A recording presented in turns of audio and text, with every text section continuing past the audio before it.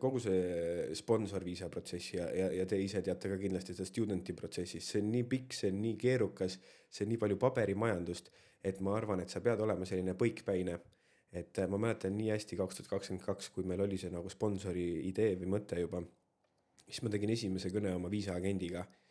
ja me vaatasime seal need võimalikud variandid läbi ja peale seda kõnet oli mu peas oli siuke mõte, et see ei tööta. Lihtsalt neid variante ei ole, sellepärast need raamistikud on ju nii ranged Austraalias, et sa pead täpselt selle kasti ära täitma, kui sa seda ühte asja ei ole teinud, siis põhimõtteliselt sa ei ole olnud mitte keegi, on ju. Et ma pidin, aga siis järgmine päev või ülejärgmine päev ma olin mingi, ei, me leiame lahenduse ja siis sa mõtled ja sa otsid ja siis tuleb jälle mingi uus probleem, lahendame selle probleemi, et sa pead olema natuke siuke põikpäine ja sa pead ikka seda väga-väga tahtma ka, et ma arvan, et ongi paljud inimesed, kes nagu tahavad justkui sponsorit, aga siis on nagu mingisugune, sest neid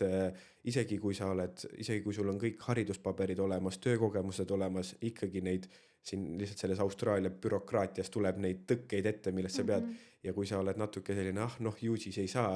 siis ei saagi, et sa pead nagu ise väga kindlalt välja mõtlema, et ma tahan seda teha,